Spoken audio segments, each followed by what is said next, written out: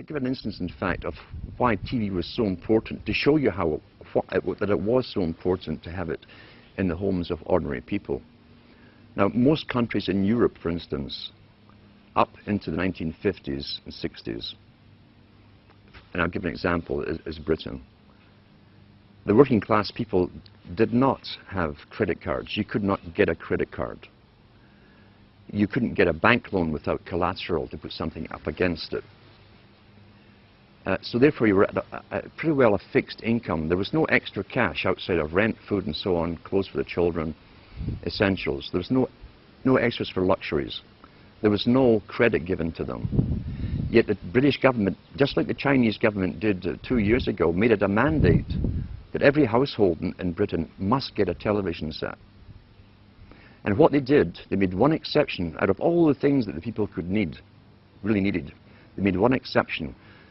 They allowed credit companies to come into being. They could go round the houses every week and collect half a crown or 5 shillings or whatever it was and pay off a used television set.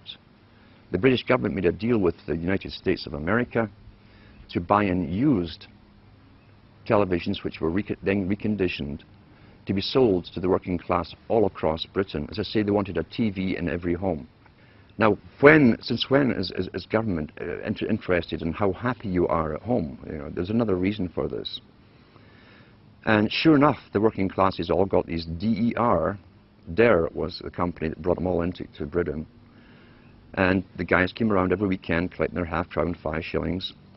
And suddenly, and I can remember where I was, it was one of the last areas really to get television, a real working class area. I can remember this high being taken by my parents to the local park on a weekend and passing dozens and dozens and dozens of other couples on the way with their toddlers as well. When he got to the park, which was a valley, there were over maybe 1,000, 1,500 couples along the grass in the valley. And that's where everything was discussed. Local politics, national politics, labor unions to do with their mining and so on. And everyone mingled with everyone else, old school friends and so on. That system had been going on for hundreds of years, where people communicated thoughts, real feelings, real things that really mattered to them and their communities to each other, conversation. When the TV came in, and I was still about this high, within about a month, I could go down that park every weekend and no one, I mean no one was there. It literally overnight killed off the socialization and interaction between people and tradition, again, where they exchanged viewpoints, gave each other news, helped each other out, who was sick, who was this, who was that. Everyone helped each other out. And from then on, you could pass rows and rows and rows of these old, and they were called row houses, all joined together. And all you saw at night was the flickering of that bluish light in the windows. And that was the end. That was the end of real communities. It happened within a matter of about a month. The flicker rate on the television is very, very important. It was timed to be so many cycles per second, and it actually just meets with the brain patterns for an alpha state. When our brain sees it through our eyes, we start to adopt that flicker rate in our mind, and we go into a deep alpha state. Watch children and watch their mouths. They drop open. They won't hear their parents talking. They're hypnotized, in fact.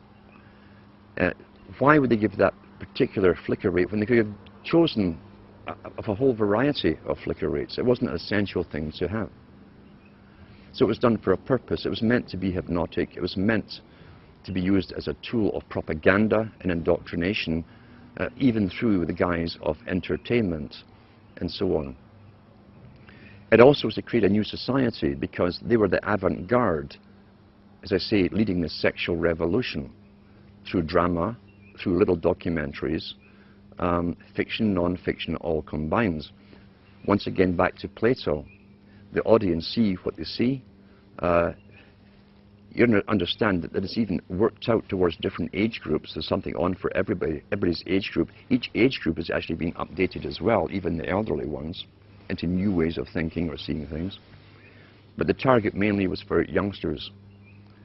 If we take one of the world's experts on propaganda, who was Jacques Ellul, who wrote extensively on how the mind works and how all entertainment, he said, that has to do with government programs such as police, detective stories, detective series, which contain little human dramas as the hook that you identify with, to make you watch the whole story. Child gets kidnapped, detective goes on a hunt, he goes through hell and fire to get that child back. You identify with the hero if you're a male, you'll identify with the heroine if you're female. And that's the hook to get you to watch them. But what he said was, all dramas to do with police, or even the military in movies, are pure propaganda. Pure propaganda. The human story is just the bait to make you watch through it, to get you to identify with it. Because once again, there's always a message left somewhere in the movie. It might even be a message that's against your own morality. It could be where the cop, for instance, does sleep with this beautiful woman while his wife was at home, and it's all part of the story, and even tell you why he did this. He was feeling down that day, blah, blah, blah. And so you've just again altered your viewpoints on how you yourself might behave in that situation. And that sometimes that kind of thing can be justified. That's how you're downloaded through entertainment.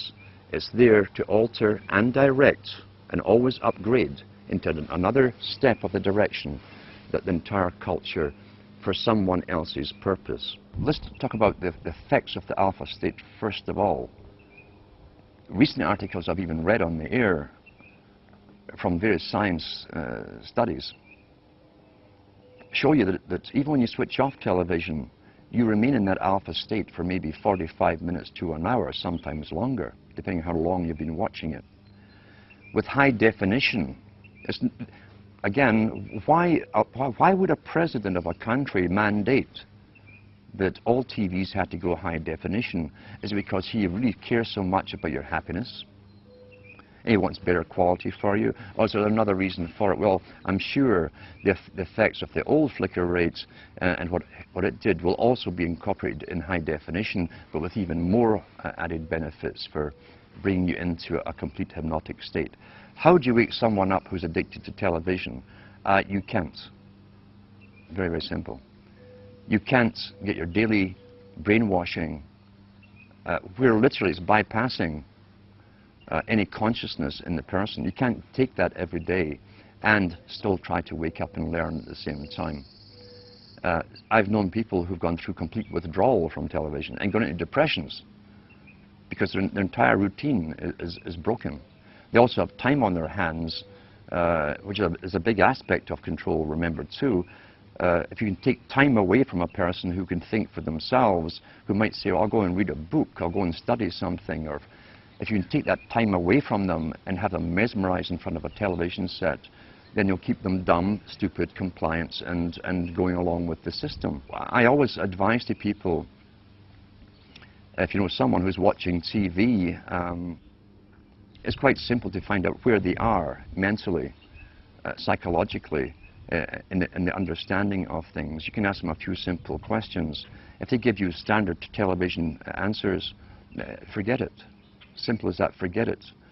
If you see some spark of their own opinion coming in, there's maybe a chance you can do something with them.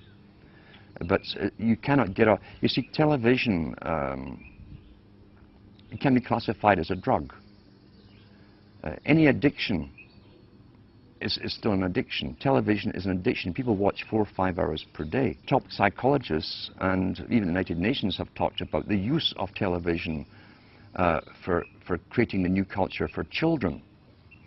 How many people know that all government agencies or departments, all governments in the world, basically, have departments of culture which hire cartoonists and pay their expenses to do cartoons, always incorporating the latest political correct story to do with environment, waste, bad adults, and how they've destroyed the planet through their consuming, etc.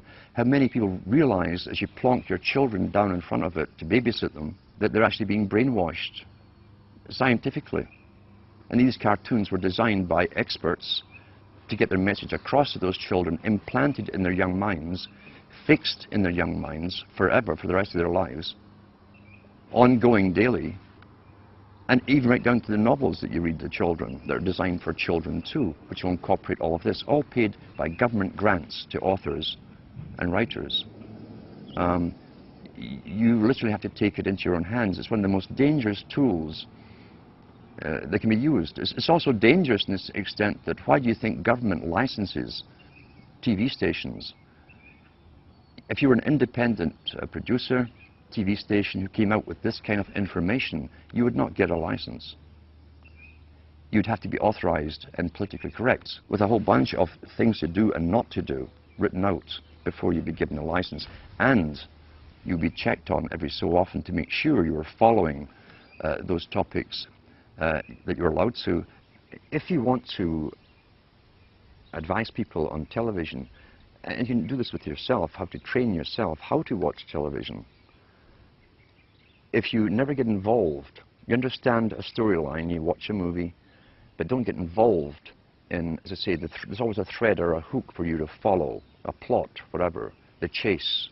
The guy always ends up with a beautiful woman at the end after going through hell to rescue a child or whatever it happens to be, or save the world. If you can stop yourself from getting lost in the emotional part of it and study the movie as you're watching it, you'll learn the techniques that have been implanted in the movie itself. That's a great way to learn. If you can do it with yourself, you can also show other people how to do this, to actually study everything as it's been presented to you. And eventually what you'll find is that when you're watching even documentaries, you'll see how the documentaries themselves are shaped to give you the opinions, often very strong opinions, without giving you specific facts or giving you distorted facts, etc. Learn how to critically analyze and think as you're watching. And if you can show others this technique, a good example is sit down with someone who regularly watches a good movie, one that you've previously watched, and then point out all the politically correct little inserted words, slogans, phrases that have been put in there, and show them how it's been done. That way it can actually be fun to study television and write down all the different things that they've missed, but it's all implanted subconsciously in their mind, because those implants, those subconscious implants, will become their opinions, and they will never know how they arrived at them.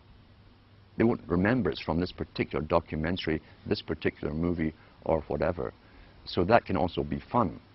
That's a positive side of it. You can train anyone to do this. With the internet, the first person to mention it that I know of, at least to the public, was again this master, Brzezinski, in his book Between Two Ages. In the early 70s, he said, shortly a system will be given to the public of mass communication, which will cause a revolution, the revolutionary thing to change society. But he also mentioned and hinted at the fact that there would be regulation behind it. He mentioned too that those who brought it in would never lose control, the main control over the internet, because after all, knowledge is power. Knowledge has always been power. That's why, all down through the ages, the real machinations of government are never told to the public. Real power comes from understanding and having all the facts on any particular topic. So therefore, the internet was to be given to the general public with other intentions. Initially, it was to get them all into it. Now, what did the elite want to achieve? What was their point of view? They wanted people to become so used to the internet they couldn't do without it. Now we see businesses really can't do without it. They can't imagine going back to pencil and paper and taking inventory and all this kind of stuff. For the youngsters, who must be the generation they target, they made sure That's the only thing I knew about the internet from the media.